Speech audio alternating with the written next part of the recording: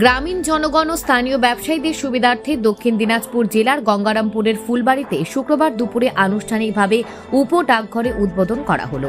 ফিতে কেটে নতুন পরিষেবার সূচনা করেন কেন্দ্রীয় প্রতিমন্ত্রী তথা বালুরঘাটের সংসদ সদস্য সুকান্ত মজুমদার। উদ্বোধনী অনুষ্ঠানে উপস্থিত ছিলেন তপনের বিধায়ক Budhrai Tudu, north Bengal general post master Riju Ganguly সহ ডাক বিভাগের একাধিক আধিকারিক। ফুলবাড়িতে এতদিন একটি শাখা ডাকঘর থাকলেও সীমিত লেনদেনের কারণে স্থানীয় বাসিন্দা ও ব্যবসায়ীদের নানা অসুবিধার সম্মুখীন হতে হতো।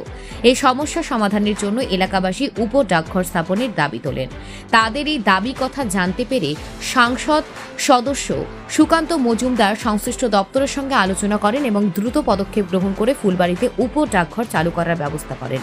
নতুন এই ডাকঘর চালুর ফলে এলাকার সাধারণ মানুষ ও ব্যবসায়ীরা আরও উন্নত ডাক পরিষেবা পাবে। এ বিষয়ে বালুরঘাট লোকসভা কেন্দ্রের সাংসদ দাতা কেন্দ্রীয় প্রতিমন্ত্রী সুকান্ত মজুমদার বলেন, মঞ্চে আমরা যারা বসে আছি তারা তো আছি, মঞ্চের নিচে অনেকেই বসে আছেন যাদের এতে উল্লেখযোগ্য ভূমিকা আছে। আমি একজনের নাম উল্লেখ না করলে সেটা অন্যায় হবে, যার মাধ্যমে এইখানকার ব্যবসায়ী বন্ধুরা আমার সাথে যোগাযোগ করেছিলেন। মাননীয় স্বরূপ চৌধুরী এই ফুলবাড়ির বাসিন্দা, তিনি এইখানকার ব্যবসায়ীদেরকে নিয়ে গেছিলেন। বুদ্রাইদা আমাকে বলেছিলেন যে এখানে যে একটা ব্রাঞ্চ পোস্ট অফিস আছে, এই ব্রাঞ্চ পোস্ট অফিসটাকে ব্যবসার কাজে খুব অসুবিধা হয়, কারণ ব্রাঞ্চ পোস্ট অফিসে অনেক কনস্ট্রেন্ট থাকে, মানে সব সময় আমি বেশি টাকা তুলতে পারবো না, 20,000 টাকার উপরে তোলা যাবে না, 30,000 টাকা জমা করা যাবে না।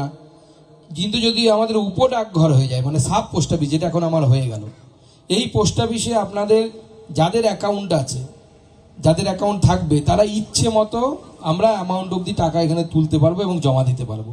এবং ভারতবর্ষের যে কোনো জায়গার 50 অ্যাকাউন্ট যদি থাকে তাহলে 50,000 টাকা অবধি আমরা এখানে তুলতে পারবো।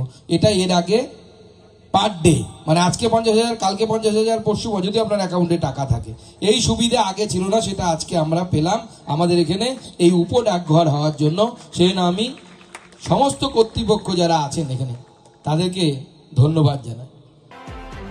গঙ্গারামপুর থেকে বিশেষ প্রতিবেদন, নিউজ টুডে।